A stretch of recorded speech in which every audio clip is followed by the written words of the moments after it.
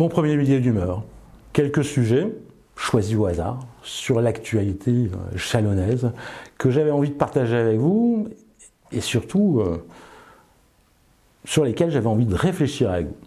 Alors, le premier sujet, bien sûr, à Châlons, et commençons par le commencement, Monsieur Platret, pour lequel j'ai une affection particulière et qui fut injustement vilipendé cette semaine. L'affaire Dupont-Aignan. Quelle affaire! C'est globalement pas une nouveauté que M. Platret est plutôt à la droite de la droite. Quoi qu'on en pense. Les menus sans porc, Chalon-sur-Saône avant Béziers. Ça positionne le débat. Les cris d'orfraie de toute l'opposition. Entre parenthèses, cette opposition est comme bon nombre d'hommes politiques qui vit et survit grâce au Front National. J'ai toujours un peu de mal avec cette hypocrisie latente d'être dans toujours la dénonciation. Mais surtout, il y a un point que je voudrais pointer, et là j'espère que tout le monde sera d'accord avec moi. Raisonnons à l'inverse. Si M. Platret est dans l'obligation de faire une alliance avec Debout la France, qui, alors sans mépris aucun, ne représente pas grand-chose politiquement, c'est qu'il est dans l'impossibilité de faire une alliance avec qui que ce soit d'autre. C'est une chance, c'est une preuve de faiblesse et preuve qu'il aura de grandes difficultés à travailler avec qui que ce soit. Et il va rester sur son socle politique, droitier, extrême droitier. Et finalement, pour la Bourgogne, c'est plutôt une chance. Le deuxième point d'interrogation, c'est ce petit beignet, le beignet de la discorde. Alors j'hésite, je ne sais pas si je vais le croquer. Mais c'est assez étonnant sur Châlons parce que ce beignet, il fait consensus. C'est Vicky Group, l'annonce de la création de 80-100 emplois créés par ce groupe.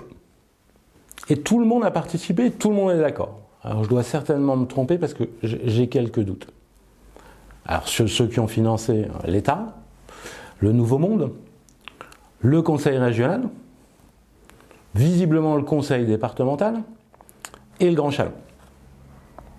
Alors ils ont financé quoi? Ils ont financé un groupe agroalimentaire qui fait des beaux produits, bons. Après, regardez un peu la composition. Juste en pointant une des problématiques de santé les plus importantes au monde, l'obésité. 3 millions de morts par an. Alors bien sûr, ce n'est pas ce petit beignet qui est responsable. C'est évident. Mais bon, de là à financer l'industrie agroalimentaire à hauteur de 800 000, 1 million d'euros, je me pose une question. Après, sur Châlons, on a eu l'épisode Amazon. C'est sympathique. On s'est répandu après dans la presse pour savoir finalement la pertinence de financer des gens qui ne payaient pas leurs impôts en France. Et donc 800 000 euros, là, vos impôts, financent un groupe espagnol. Alors s'ils ont quelques optimiseurs fiscaux ou quelques services financiers ad hoc, il serait fort étonnant qu'ils payent la totalité de leurs impôts en France. Donc voilà, le consensus de la classe politique qui nous vend à longueur de temps la nouvelle économie, la relocalisation des emplois, finance un industriel qui, allez, reprenons Coff, nous fait de la bouffe de merde, qui ne paye pas ses impôts en France avec vos impôts. Voilà, petite interrogation sur la pertinence de notre politique économique. Et bien sûr, cette semaine, la Rose, le 10 mai 81, 10 mai 2021, 40 ans. Emma qui a 22 ans ne connaît pas. En 81, c'était le mariage de Lady Di et du prince Charles, l'amour. Saint-Étienne gagnait le championnat de France de football. Quelle belle époque. Et l'élection du 8 mai 81 de François Mitterrand. Alors qui était particulière, hein. Certains avaient peur que les chars de l'armée rouge viennent nous envahir. Mitterrand était très doué, il a mystifié et fait croire à tout le monde qu'il était socialiste pendant des années. Mais c'était surtout un formidable espoir. On croyait en un monde nouveau, plus solidaire, plus juste, plus progressiste, plus éveillé. Et moi, c'était un moment particulier pour moi parce que c'était ma communion. Donc cet anniversaire me remémore plein de souvenirs, 40 ans après. Et le retour en arrière est un peu glaçant.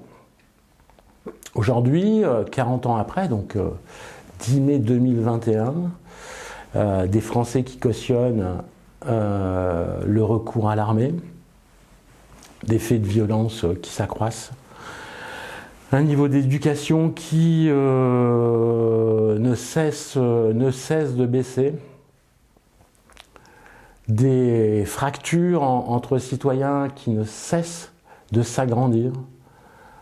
Les réseaux sociaux sont un vrai déversoir de haine. On est 40 ans après dans une société qui confine au désespoir, une société complètement fracturée. C'est la première fois dans l'histoire qu'une génération vit ce recul civilisationnel. Avec un élément d'explication. La prise de pouvoir de tous les extrémismes, de tous les extrêmes de chaque isme, islamisme, féminisme, nationalisme, racialisme, qui dictent la loi aujourd'hui. Ils dictent et ils définissent qui doit avoir la tête coupée. Physiquement, dans les plus abjects des cas, mais aussi symboliquement et médiatiquement. Il faut renouer avec l'idée de progrès. Et l'idée de progrès, elle a deux mamelles. L'espoir, donc croire en un monde meilleur, et la tolérance. La tolérance, le dialogue. Pour que ma fille et Emma, à qui je vais offrir cette fleur, ne vivent pas 40 ans de même nature.